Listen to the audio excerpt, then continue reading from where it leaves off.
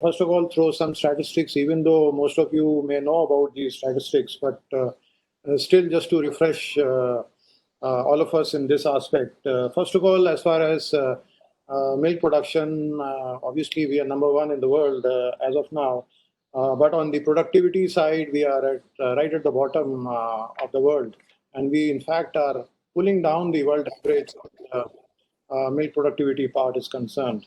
As far as our growth is concerned in this particular sector, the compound annual growth rate of last 5 years of the livestock sector as such has been almost comparable to the manufacturing, which is 8.2 and 8.3%, while the services is growing at 7.7% is the last count which we had, while the agriculture crop sector grows at around 1.4%. So that's a kind of a growth potential the livestock sector has. And milk alone, in terms of value of production in rupees crore, is almost 700 lakh, almost 7 lakh crore compared to the paddy and wheat adding up to roughly around 4 lakh crore. So they're just one product of milk, and if you add the other livestock product, as far as the other aspect, as you know, the dairy is the largest single agriculture commodity with almost 4% share in the economy, and dairy subsector growth itself is 6% plus, seeing the CAGR of last 5 years.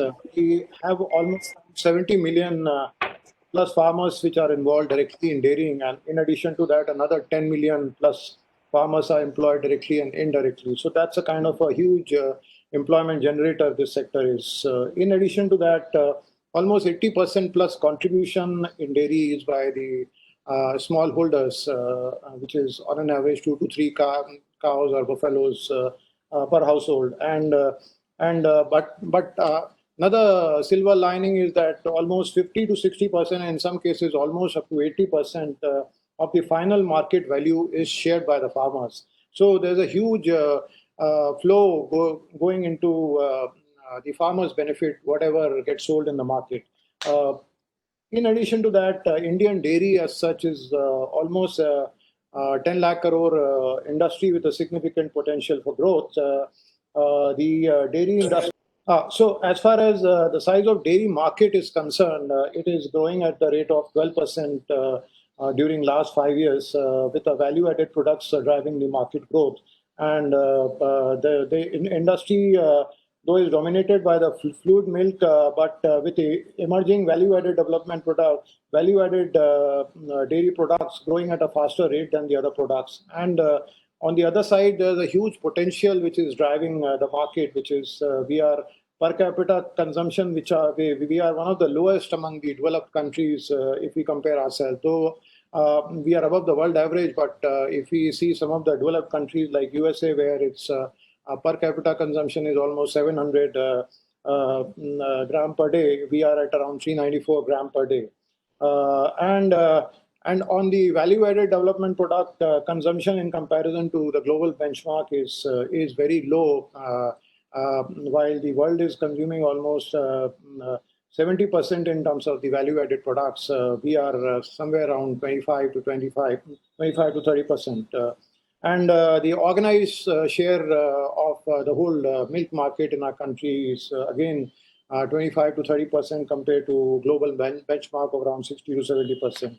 So that's the kind of statistics coming out in terms of things which have the potential to drive the growth of the organized market. Why I'm emphasizing on the organized market is that's where the whole potential lies as far as the topic of the today is concerned, which is a clean milk part, because more and more of organized means more and more of clean milk compared to the unorganized share, which is more and more of milk which is of a doubtful quality sometimes.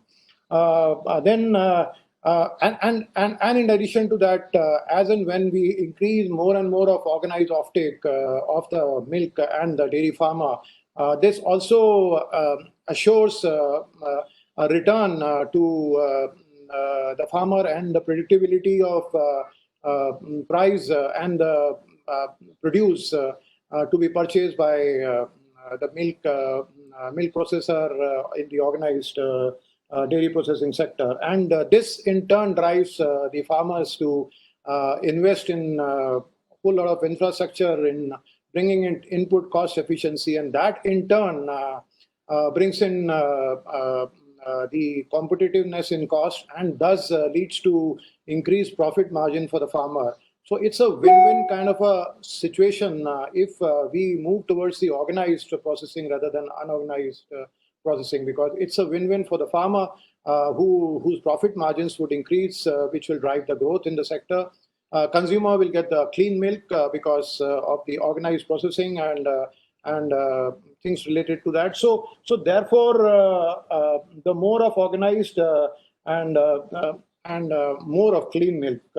And organized channel is contributing almost 30% as of now, but it is growing at 2x the rate of the unorganized sector. So that's a kind of a thing.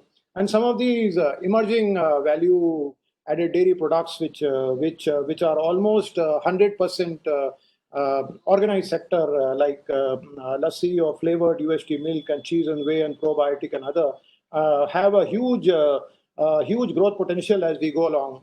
Like probiotic has a growth potential of almost 28 to 30%, while flavored and UST milk, etc., is almost 25% growth, and cheese and whey is almost 19% plus. So this is the sector which is driving the organized processing as far as this part is concerned. And in addition to that, in the next 5 years, the size of dairy market is projected to grow to almost 15 to 16% as we go along, which is basically through the increasing income of the middle class population in the country, and a whole lot of other things which are driving, including the post-COVID situation, which is also leading to clean products and hygienic products being procured and purchased by the consumer. So irrespective of the class of consumer, they are now insisting on the clean milk part as well, because that's one where they see the value.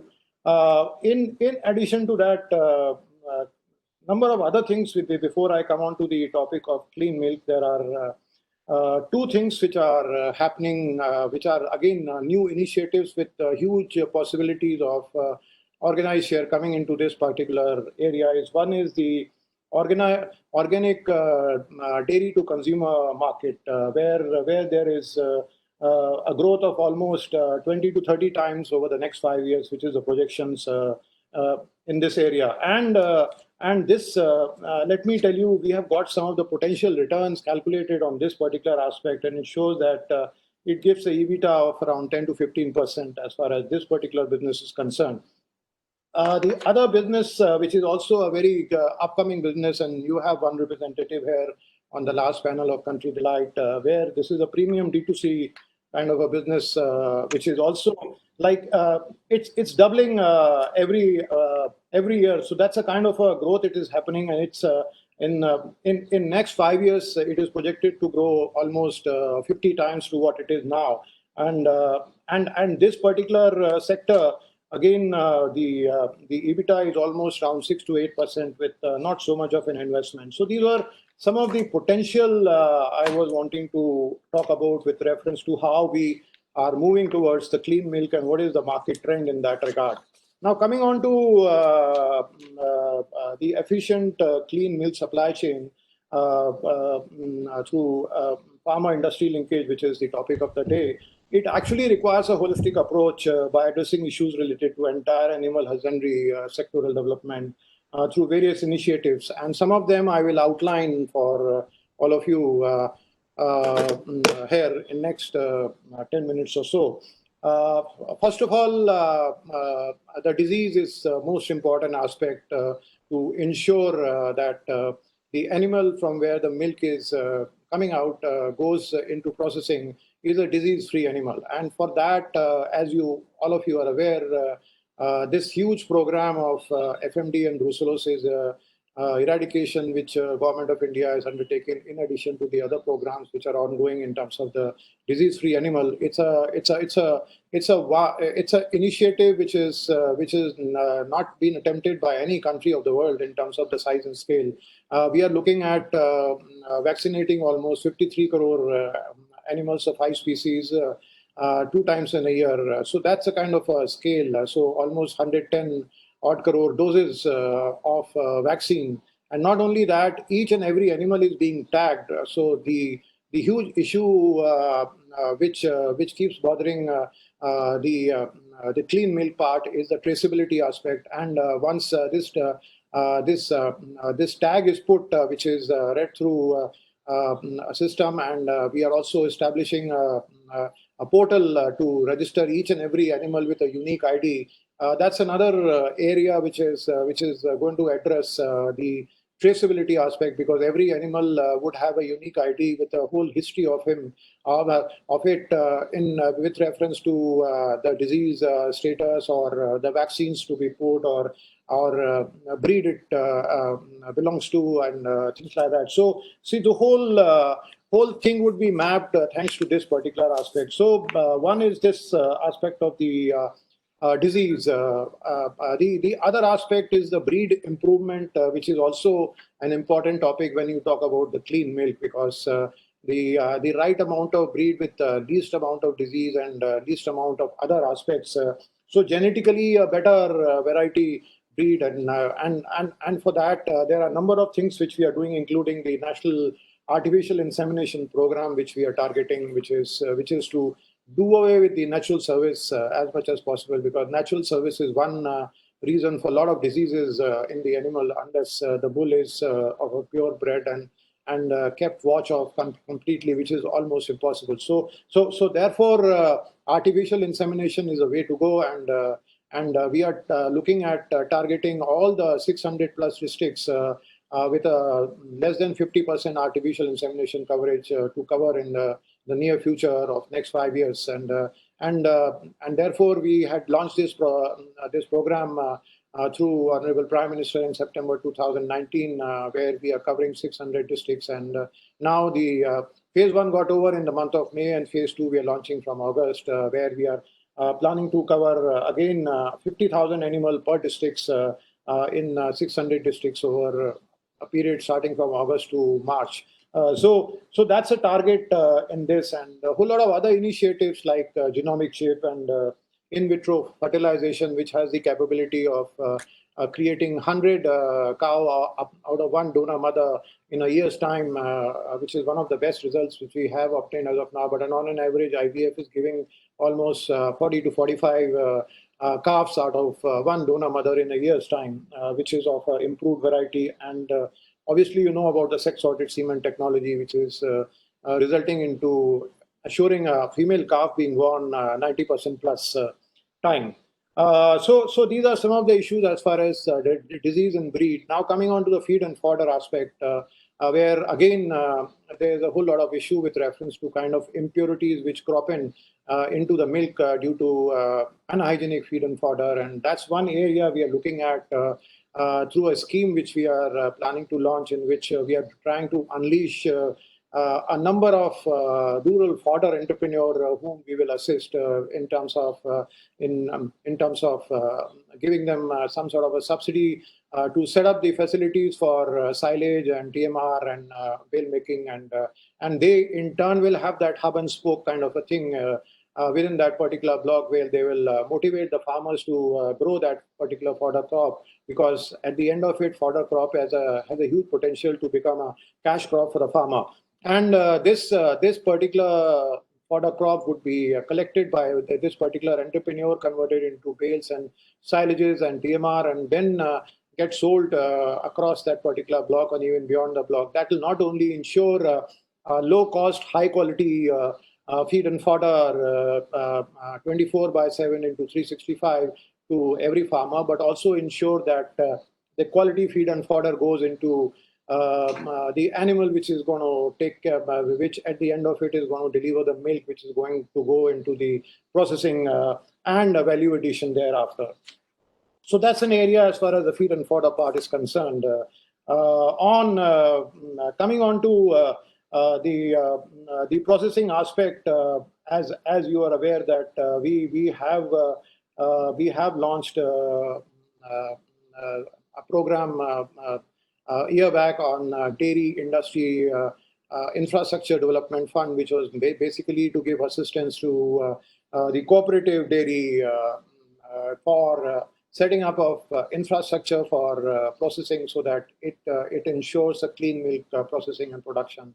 We are also running this program of National Program for Dairy Development, which is again we launched in the month of July last year, a Clean Milk campaign, in which we are assisting these cooperative dairies and farmer producers organization in terms of bulk milk and quality milk equipments, which will ensure the clean milk collection by these dairies. Now, over and above that, as you are aware that we have recently launched the Animal Husbandry Infrastructure Development Fund. Let me tell you that this department was not somehow, and the government was not somehow earlier attuned to assisting the private sector in the dairy infrastructure ever. This is the first time realizing the importance of the contribution of the private sector.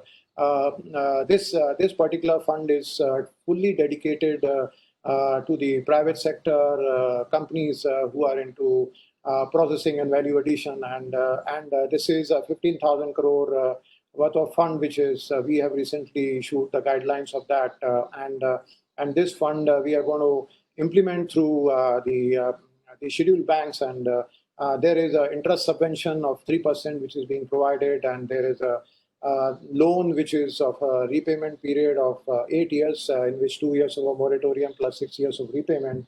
And to incentivize the banks, we are also covering credit guarantee of the principal amount up to the 25%.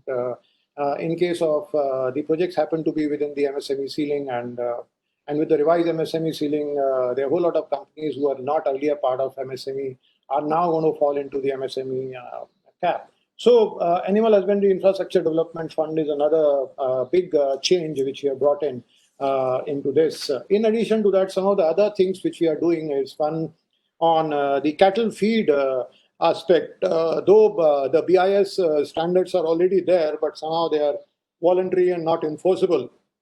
So we are trying to build in some sort of a mechanism through FSSAI to bring in the cattle feed regulation for the enforcement through the FSSAI mechanism by amendment of the Act of FSSAI to bring in the feed regulation to ensure the quality feed go into the cattle and the other species which give milk.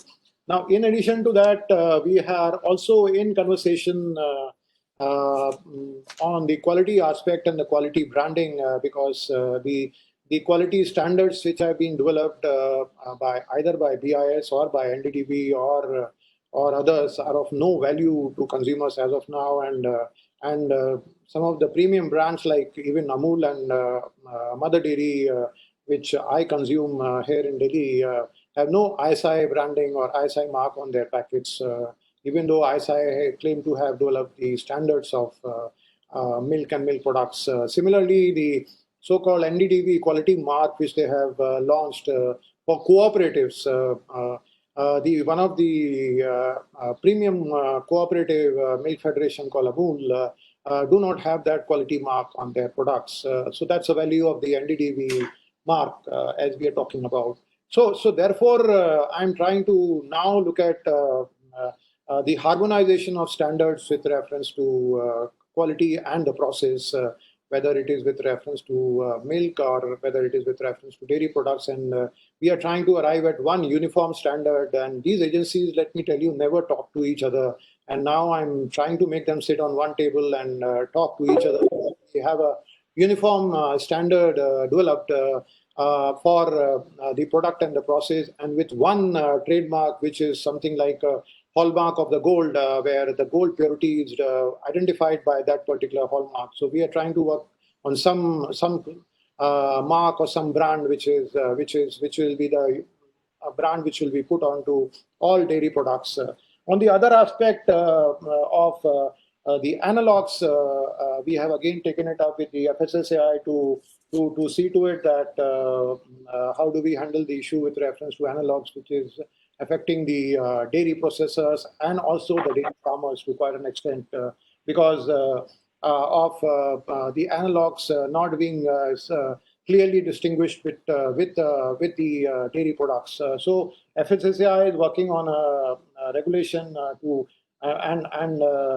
prevent any possibility of such mix, some sort of branding and labeling to be done on each of their packets of dairy analogs. So that's another area we are trying to look at in terms of the dairy market and with reference to the clean milk. So with this integrated approach which we are looking at, we hope that with the help and the association of cooperative and private dairy companies in the organized market, which is of great value for the country's clean milk campaign. And unless we reach the target of at least 50 to 55% of milk which is getting produced into routed through the organized market, the quality issue would continue to bother us. And so we hope that with the initiatives which we are taking and propose to take will help in ensuring not only a clean milk to the consumers at their doorstep, but also ensure increasing profit margins of the farmer, which is also of utmost importance to all of us. Thank you, ladies and gentlemen. I think I have done around 22 minutes. Sorry for that little exceeding of time.